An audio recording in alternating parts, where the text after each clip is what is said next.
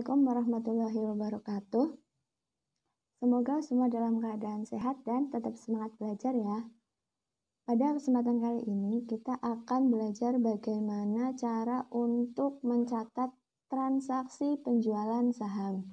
Nah, sebelum kita belajar tentang bagaimana cara untuk mencatat transaksi penjualan saham, kita pahami dulu apa sih yang dimaksud dengan saham. Nah, saham itu sendiri adalah tanda penyertaan modal dalam suatu perusahaan yang berbentuk PT atau perseroan terbatas. Jadi, perusahaan yang berbentuk PT itu modalnya dalam bentuk saham. Saham itu dimiliki oleh beberapa orang biasanya. Nah, contohnya yang akan kita kerjakan di sini adalah PT Karisma Digital. Nah, PT Karisma Digital ini punya totalnya ada 50.000 lembar saham yang dimiliki oleh 3 orang. Ada Alexandra Bohan, kemudian Lasmana Indra, dan Alian Sanjaya. Masing-masing punya 7.000 lembar, 4.000 lembar, dan 3.000 lembar. Jadi intinya saham itu adalah modalnya perusahaan yang berbentuk PT. Nah, setelah kita pahami apa itu saham, langsung kita belajar bagaimana untuk melakukan pencatatan transaksi penjualan saham. Langsung kita perhatikan dokumen transaksinya ya. Di sini ada bukti kas masuk. Nah, kalau ada dokumen transaksi bukti kas masuk, itu pasti nanti akan dicatat di cash receipt journal atau sama saja dengan jurnal penerimaan kas. Bukti kas masuk pasti akan dicatat di cash receipt journal. Nah, kemudian keterangannya di sini ada penjualan 1.000 lembar saham biasa PT Global Aneka pada kurs 106, kemudian biaya penjualannya 1%, dan seterusnya. Nah, yang pertama kita pahami dulu penjualannya 1.000 lembar saham biasa PT Global Aneka. Jadi, kita itu punya saham di PT Global Aneka. Kita menanamkan modal di PT Global Aneka. Kita punya investasi di sana. Nah, sekarang mau kita jual. Kita menjual 1.000 lembar saham biasa pada kurs 106, kemudian biayanya 1%, kemudian ada pajak penghasilannya 0,1% atas bruto nilai transaksi penjualan dan bersifat final.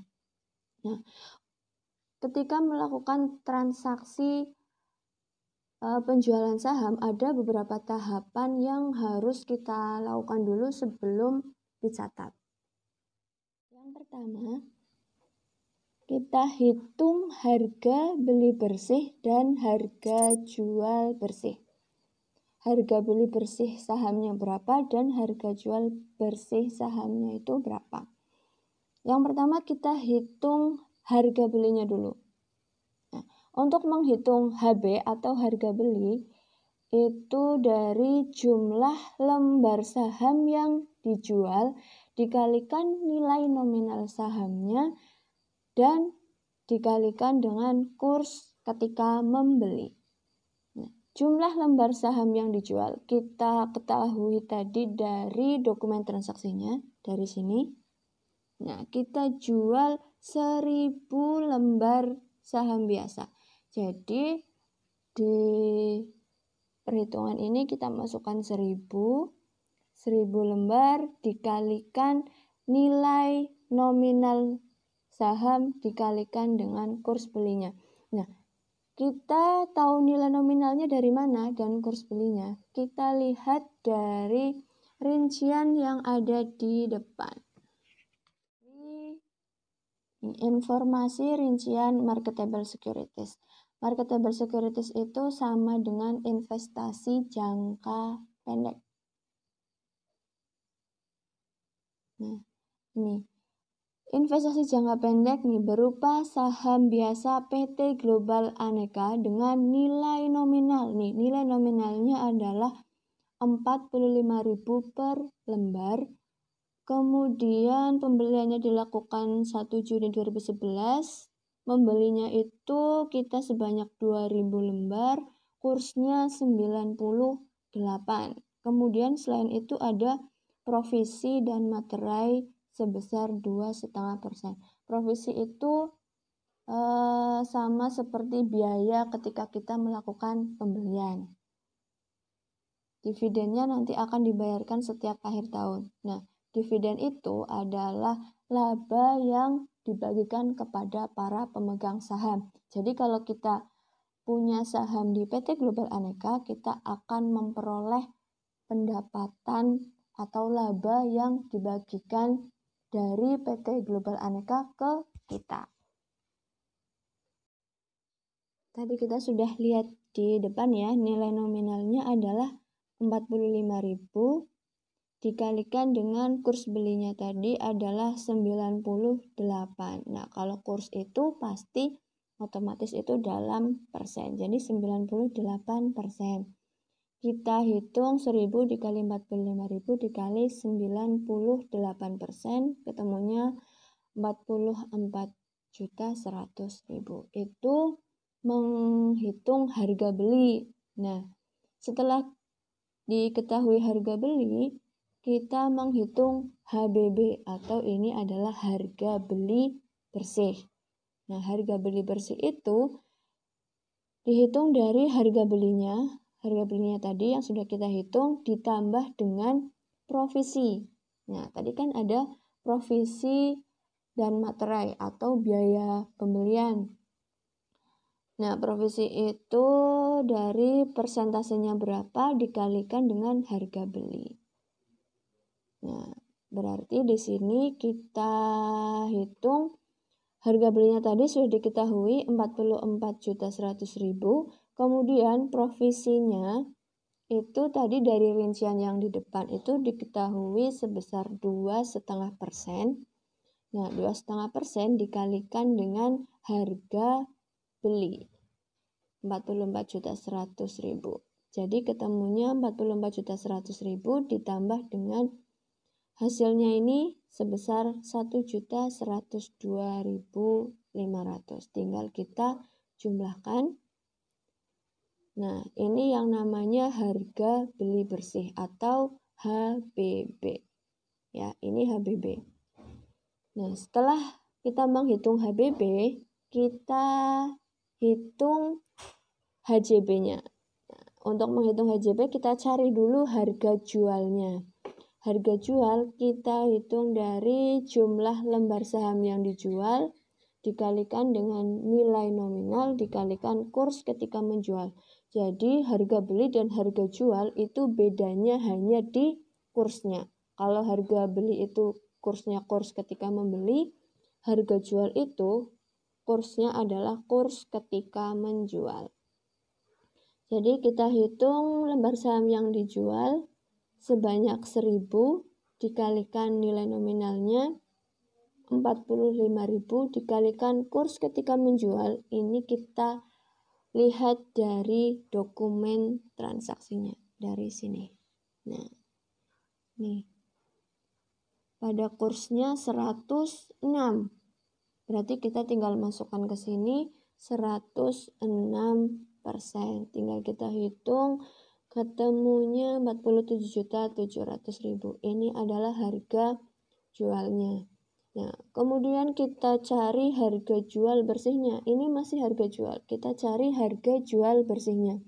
Harga jual bersih kita hitung dari harga jualnya yang sudah kita cari tadi dikurangi dengan biaya penjualan. Jadi biasanya ketika kita menjual itu ada biaya-biayanya. Sama seperti ketika kita membeli tadi ada yang namanya provisi, kita menjual juga ada biayanya. Bedanya kalau provisi itu menambah harga beli, kalau biaya penjualan itu mengurangi harga jual. Nah, biaya penjualan itu dari persentasenya dikalikan dengan harga jual. Nah, persentasenya kita lihat dari dokumen transaksinya. Biaya penjualannya di sini sebesar 1%, berarti tinggal kita masukkan ke perhitungannya. Harga jualnya tadi 47.700.000 yang sudah kita hitung, kemudian kita cari biaya penjualannya, berarti 1% dikalikan harga jualnya 47.700.000. Tinggal kita hitung, ketemunya sekian. Ini adalah harga jual bersih. Nah, kita sudah menghitung tadi, ketemu harga beli bersih dan harga jual bersihnya. Ini sudah langkah pertama. Nah, selanjutnya setelah ketemu harga beli bersih dan harga jual bersihnya, yang kedua kita menghitung laba atau rugi. Nah, jadi laba atau rugi dari penjualan saham itu diketahui dari harga jual bersih dikurangi harga beli bersih. Ya, ini rumus yang sangat umum sekali. Ketika kita menghitung laba atau rugi, pasti dari harga jual dikurangi dengan harga beli. Nah, karena kita menjual saham, kita sudah menghitung harga beli dan harga jual bersihnya. Kita tinggal masukkan harga jual bersihnya dikurangi harga beli bersih. Nah, harga jualnya tadi yang bersih 47.223.000 dikurangi harga beli bersihnya 45.202.500. Nah, ketemunya 2.020.500. Nah, ini berarti ketemu laba karena besar harga jualnya. Nah, kalau besar harga belinya berarti ketemunya adalah rugi. Sudah ketemu laba. Setelah kita menghitung laba atau rugi, selanjutnya kita menghitung pajak. Nah, PPH atau pajak penghasilan atas penjualan saham. Nah, kita perhatikan dulu dokumen transaksinya karena di sini ada peraturan tentang pajaknya. Nah, di sini berdasarkan pasal 1 ayat 2 PP nomor 14 tahun 97, besarnya pajak penghasilan 0,1% atas bruto nilai transaksi penjualan dan bersifat final.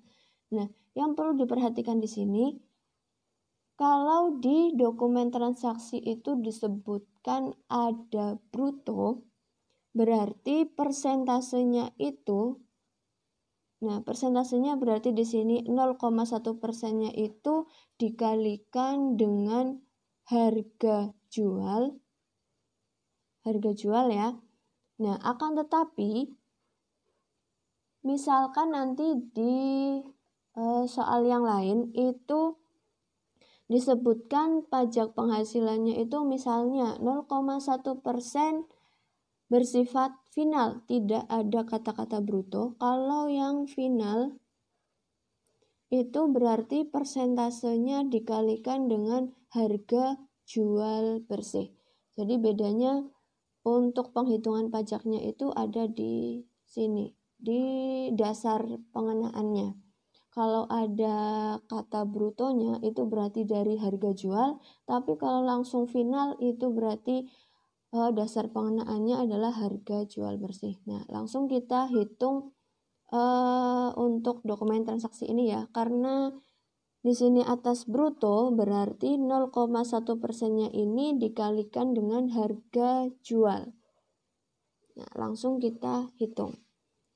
Persentasenya dikalikan dengan harga jual berarti 0,1% dikali harga jualnya tadi di atas ini sudah ketemu 47.700.000. Jadi tinggal kita hitung ketemunya 47.700. Nah, sudah ya, kita sudah menghitung HBB dan HJB, ketemu laba atau rugi, pajaknya juga sudah. Yang terakhir kita memastikan bahwa penghitungan kita itu sudah benar. Jadi kita mengecek jumlah kas yang diterima apakah sudah sesuai dengan yang ada di dokumen transaksi atau belum. Nah, jumlah kas yang diterima itu kita hitung dari harga jual bersihnya dikurangi dengan PPh-nya. Nah, harga jual bersihnya tadi sudah ketemu dari sini ya.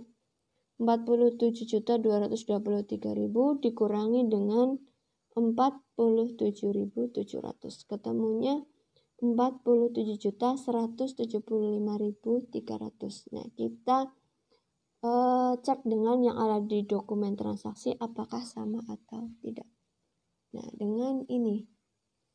Nah, kalau sudah sama berarti penghitungan kita dari awal itu sudah benar. Kalau misalnya belum sama berarti mungkin masih ada yang belum tepat perhitungannya.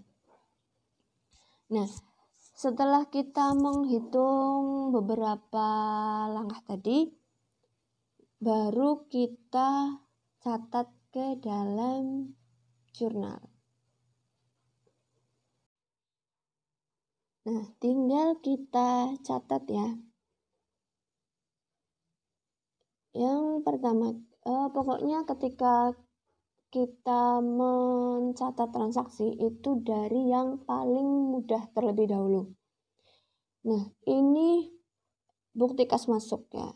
Karena ini bukti kas masuk itu pasti kita menerima yang namanya kas. Ya, kita pasti memperoleh cash in bank. Nah, cash in bank ya. Nah, cash in banknya itu pasti sejumlah yang ada di kotakan ini. Nah, jadi kalau ada bukti kas masuk atau bukti kas keluar yang ada di kotakan dokumen transaksi ini pasti adalah nominalnya kas atau cash in bank. Nah, jadi tinggal kita tuliskan nominalnya di sini adalah 47.175.300. Nah, dari yang paling mudah dulu. Kemudian transaksinya di sini adalah penjualan saham. Nah, jadi karena transaksinya penjualan saham, sahamnya kan kita jual. Berarti kalau sahamnya dijual, sahamnya berkurang. Nah, saham itu tadi akunnya adalah marketable securities. Jadi kalau marketable securities itu kan termasuk harta. Jadi kalau berkurang itu ada di sebelah kredit. Marketable securities. Sini ya. Marketable securities ada di sebelah kredit karena berkurang. Kita jual. Nah, nominalnya itu sebesar harga beli bersihnya. Jadi kita lihat di sini. Di sini tadi sudah kita hitung harga beli bersihnya. Nah, sebesar 45.202.500. Nah, seperti ini dulu, baru ada 2 tapi belum balance. Nah, selanjutnya, tadi kita sudah menghitung laba atau rugi ya, dan di sini kita ketemu laba karena besar harga jualnya. Di sini ketemu laba. Nah, laba ini tinggal kita catat ke jurnalnya. Laba itu akan menambah kas. Karena menambah kas itu pasti posisinya berlawanan dengan kas. Kas itu ada di sebelah debit. Berarti laba itu pasti posisinya ada di sebelah kredit di sini. Nah, tinggal kita cari nama akunnya yang sesuai untuk mencatat laba atas penjualan saham. Kita cari di depan ya, di daftar akunnya di sebelah sini. Nah, sini nih, ada gain on sales of marketable securities. Intinya yang ada marketable securities-nya kalau kalian bingung. Nah, udah ya. Berarti tinggal kita catat gain on sales of marketable securities. Tinggal kita catat nominalnya adalah 2.020.500.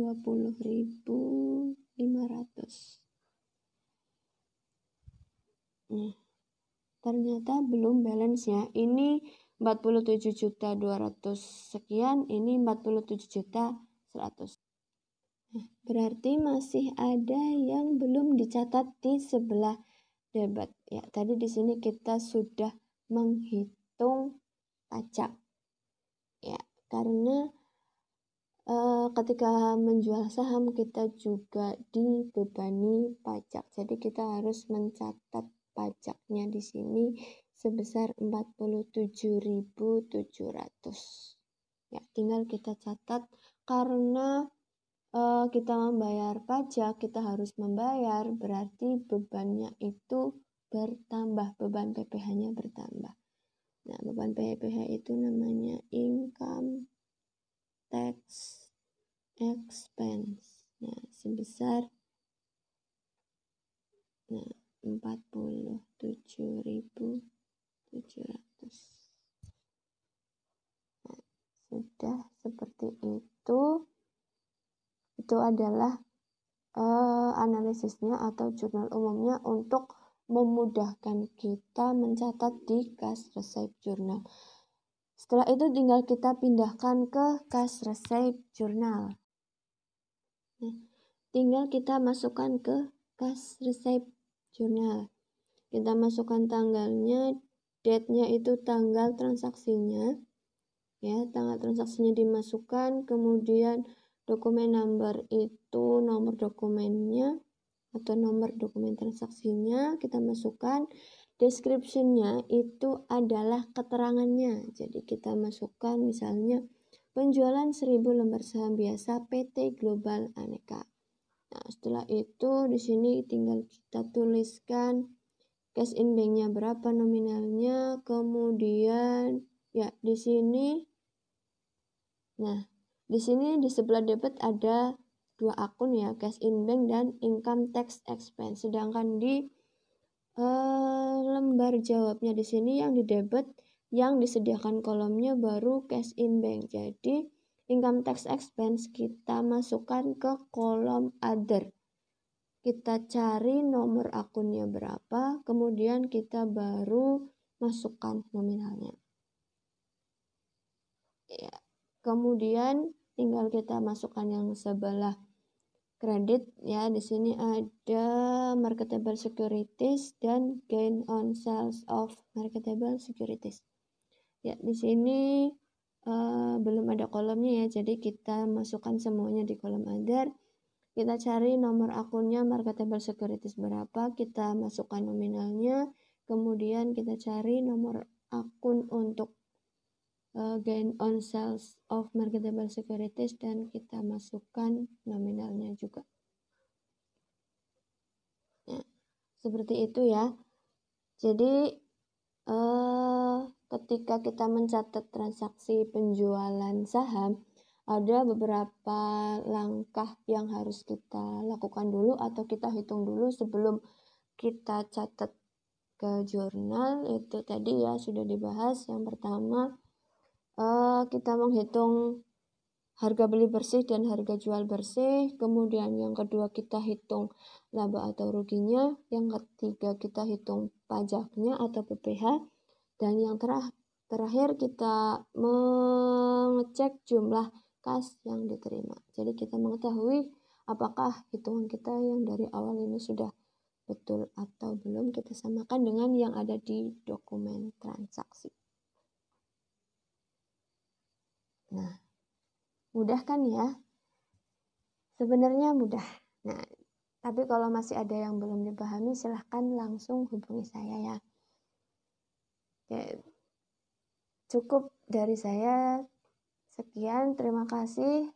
Semoga video ini bermanfaat. Wassalamualaikum warahmatullahi wabarakatuh.